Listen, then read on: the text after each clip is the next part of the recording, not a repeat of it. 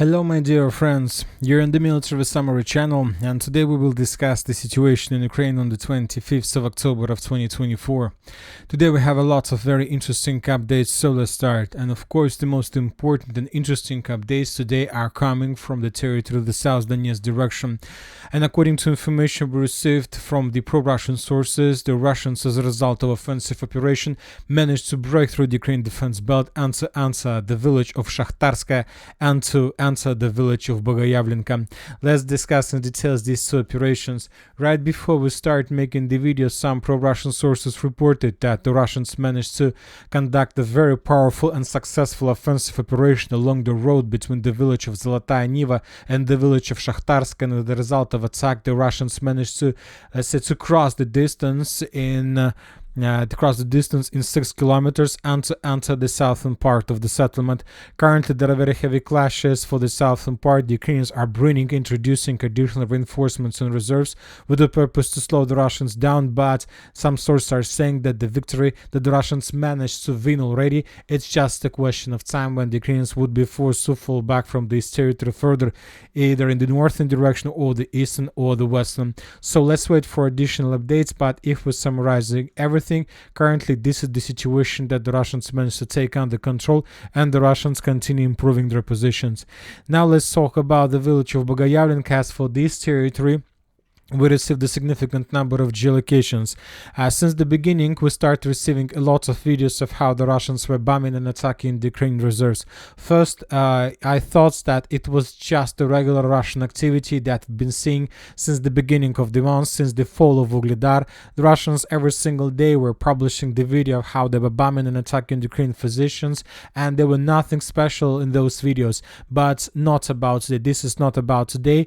Of course, we got a lot of videos. As for the 25th of October, the Russians were FPV droning the Ukrainian vehicles, the Russians were destroying and hunting Ukrainian support, rotation machines, rotation vehicles, and so on. And after the Russians destroyed as many as possible Ukrainian units and forces, the Russians began a full-scale artillery preparation. This is the southeastern, and this is just Bogoyavlenka, and we can see how the Russians were filming the situation in the settlement from the southeastern direction. So from the territory of the mine South Donbas number 3. As you can see, the settlement is under very heavy fire, was under very heavy fire.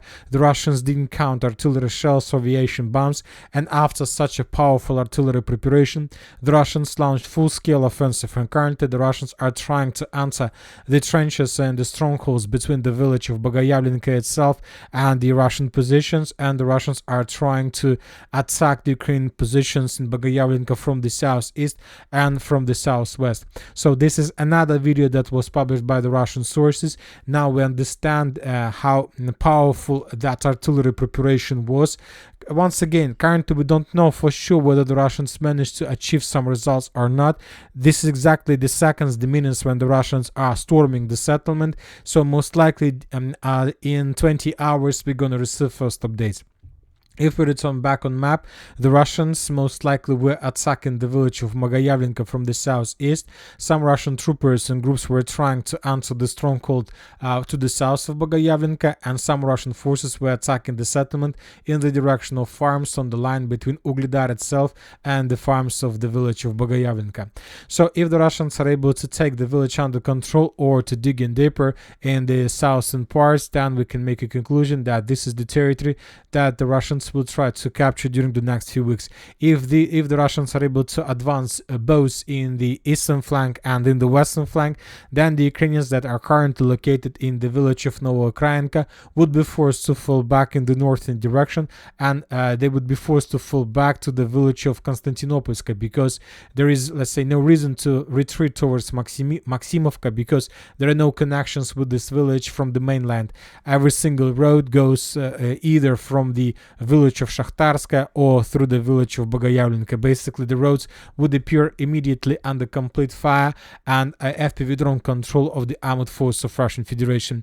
So if the Russians once again are able to finish this offensive operation, this is going to be the significant defeat for the armed force of Ukraine in the South Donetsk direction. Now let's move further and let's talk about Gornyak Kurakhove. There are very heavy clashes, and more sources are saying that currently the Russian troopers are trying to take under control control the coal mine number 42, this territory. And there are very heavy clashes right now. The Russians do indeed have some success. We can't tell for sure whether the Russians managed to capture the territory completely. The Ukrainians try to show some resistance because the Ukrainians understand if the Russians are able to force the Ukrainians to fall back, then the Ukrainians that are currently located on the territory of Gornyak and the territory of Kurakhove would caught in cauldron without any chances for evacuation. And telling the truth, I expect another Russian offensive operation on the line between Ostrovska in the northern direction towards the village of Ilinka, or at least towards the village of Vovchenka. If the Russians are able to conduct this offensive operation successfully, then we can start counting minutes when the Ukrainians would surrender in the Gornyak-Kurakhove agglomeration. Now let's move further. Let's talk about the city of Selydove. During the previous 24 hours, we got a lot of changes on map. Let's start with the northern direction. According to different mappers, the Russians managed to answer the northern part of the settlement and to take first streets and the first buildings in this area.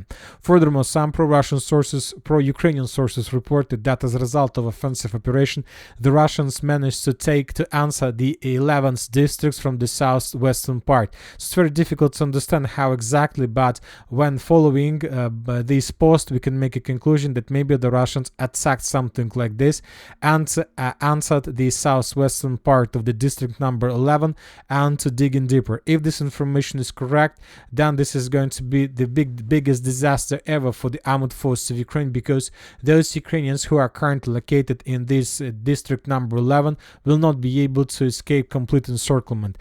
Furthermore, the Russians are moving in the southern direction, and these are the changes on the ground according to neutral mappers during the previous 24 hours. As you can see, the Russians managed to improve their positions in this residential part, and the Russians are moving further in the western direction. But as for the southern progress, this report we got somewhere around 20 hours ago, and obviously the Russians managed to improve their positions during a day, and today some pro-Russian sources reported how exactly the Russians managed to improve their positions. And according to some reliable pro-Russian sources, this territory that is located to the east, to the right of this red line, was already captured by the Russians. It's by the end of the 25th of October. So summarizing everything, the Russian progress in the northern direction and the Russian progress in the southern direction, we can make a conclusion that the Ukrainians were completely defeated. There might be the significant number of islands of resistance from the Ukrainian side and the significant number of Ukrainian units that were encircled during these very fast lightning Russian attacks. So let's wait for additional updates, and most likely the next few days are going to be very important both for the Russians and for the Ukrainians regarding the situation on the ground on the settlement of Selydove, Gornyak, Kurakhove, and of course the South Donbas direction. Now let's move further. And let's talk about the situation on the ground in the Toretsk agglomeration. During the previous 24 hours, we got additional changes on the ground, and this time in Ukrainian favor. Different mappers reported that Ukrainians managed to conduct several successful counterattacks, and as a result of those counteroffensive operations, the Ukrainians managed to restore control over the entire Balka district. Very important advance. Currently, we can't tell whether it's true or not. Maybe the Russians didn't got control over this territory in the past, and Ukrainians had control always. We don't know for sure, but we know one thing for sure, that for example in this video that was published today by the Russian sources, we can see another FPV drone attack of the armed force of Russian Federation on Ukrainian forces that were moving through the southern part of the settlement. Based on this video, we can make a conclusion that yes, indeed, Ukrainians do have strong control over the Zabalka district. Now let's move further. There are very heavy clashes on the territory of the city of Chasiv Yar. The Russians continue bombing and attacking the Ukrainian forces. We don't have any changes on the ground, but the Russians continue regrouping and concentration of forces. And the Ukrainians either have the significant number of forces in this area. The Ukrainians are not planning to fall back because the Ukrainians understand that the city of Chasiv Yar is a strategic point at strategic elevation, and if the Russians are able to take this territory under control, this might be the beginning of complete disaster for those Ukrainians who are currently located on the territories of the settlements like Konstantinovka, like Kramatorsk and Slaviansk. Now let's move further. As for the Siversk direction, we have some changes on the ground, and this time we have changes in Ukrainian favor. I'll remind you that some months or two ago, the Russians reported that as a result of clashes, they managed to take under control the village of Vyimka. But after that, several mappers reported that the Russians were forced to fall back without any confirmations from the Russian sources.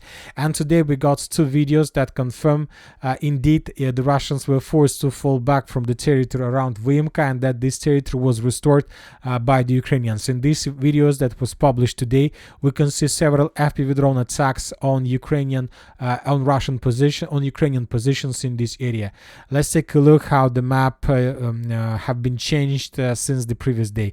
This is the situation on the ground on the 24th of October, and this is the situation in the same area on the 25th of October. So this territory was restored by the Ukrainians. Now let's move to the south in Kupyansk direction. There are very heavy clashes on the territory of the village by the name of Terny. So most likely during the next few days we're gonna receive reports and some changes on map that will show us Russian control at least over 30 or 40% of this settlement. There are very heavy clashes. The Ukrainians can't show huge resistance. Now let's move further. Let's talk about the village of Kupyansk and Stepe. We have another report from pro-Russian sources that as a result of clashes, the Russians managed to enter the northern outskirts of the village and to take at least 10 buildings under complete control. This is very interesting because the Russian offensive operation in this direction started somewhere on the 19th of October. We got a lot of geolocations, a lot of icons from that moment. For example, everything started somewhere on the 21st of October when neutral mappers and pro-Ukrainian mappers reported that the Russians managed to take the village of Vishnyovo under complete control. We got this report from pro-Ukrainian mappers on the 21st of October. The Minister of Defense of Russian Federation reported about this situation probably months ago. And later after that we started receiving additional updates on the line between the village of Vishnyovo and Stepe itself. First report we got on the 19th of October that the Russians managed to improve their positions in the southern direction and to take strongholds right to the south of the village of Vishnyovo. Later we got reports that the first Russian sabotage and reconnaissance group were able to enter the village of Stepe itself, but then the Russians retreated always. And this kind of reports we start receiving on the 21st of October. And today on the 25th of October we received for the first time that the Russians capture the first buildings and the first lines of this village. If this information is correct, then most likely the Russians have already established complete control over this territory.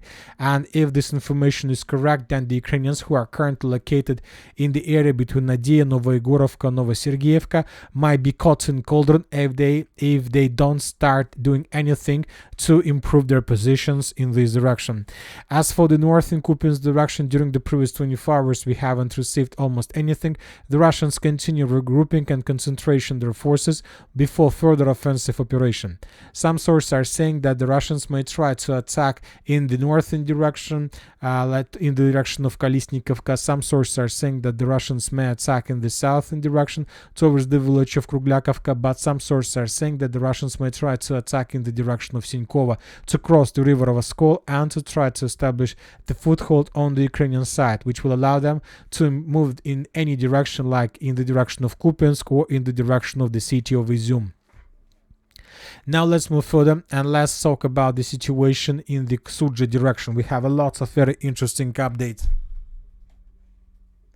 First of all, according to information we have, according to the statements that was made by Vladimir Putin yesterday, the Russians managed to block up to 2,000 soldiers of the armed forces of Ukraine in this area. Today we got additional statement from Siversk, the head of Ukrainian army, and today Siversk reported that there is no encirclement. There is nothing like this that Putin stated yesterday, and also he provided some numbers about the Russian losses.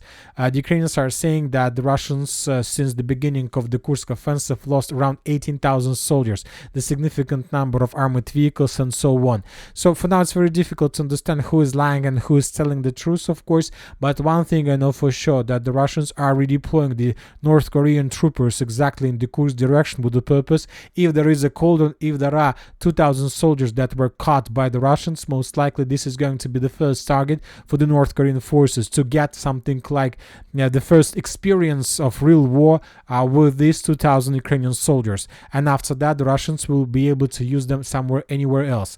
Furthermore, I just remind you that yesterday the Russians signed a treaty agreement not signed, but yesterday the State Duma, the Russian Parliament, has ratified the treaty on strategic partnership between Russia and the Northern Korea, and now the Russians can ask North Koreans to help them, let's say, to restore their territorial integrity. And also we start receiving updates from either pro-Ukrainian sources and pro-Russian sources that the Ukrainians have redeployed already the Russians have already redeployed their forces, North Korean forces, to this Kursk region. So most likely something huge and something big is going to happen during the next few days, and we will see the clashes, obviously, and this will allow the Russians, first of all, to save personnel, and the second thing, the Russians will be able to redeploy their troopers in the direction of Zaporizhzhia, because according to information we have, the Russians discovered and spotted significant activity of the armored forces of Ukraine exactly in the Zaporizhzhia direction, and the Russians are saying that Ukrainians are trying to find out and to get the answer to the most important question, whether the Russians are going to begin the Zaporizhzhia offensive operation or not. And both these two directions, like Zaporizhzhia direction and the Kursk direction, they have a lots of common things, and they depend on each other, because if the Russians are going to begin the Zaporizhzhia offensive, they need to use these North Korean troopers in the Kursk area, because the Russians will be able to release the significant number of units and to redeploy them in the Zaporizhzhia direction. Zelensky knows this situation, and according to information we have, he was reported about very difficult situation on the ground, but the sources are saying that Zelensky is not going to remove his forces from the Kursk area, and the sources are saying that Zelensky continues sending more and more troopers, more and more tanks, armored vehicles, everything he has in the direction of Kursk, with the purpose to slow the Russians down and maybe to conduct his own offensive, because maybe Zelensky thinks that if the Russians bring the North Korean forces to the Kursk, they are not so experienced, they are not so professional, and if the Russians redeploy their professional units from this area to Zaporizhzhia, Borynske believes that he may resume his offensive operation in the direction of the Kursk nuclear power plant. Everything is possible. Currently it's a very difficult and very interesting game, and we'll see who is going to win this game very soon. And that's it for this video for today. Military Summary channel reminds we condemn any violence in the world. Thank you for watching. Subscribe to my channel, put your likes, join my Patreon, and have a good day. Bye bye.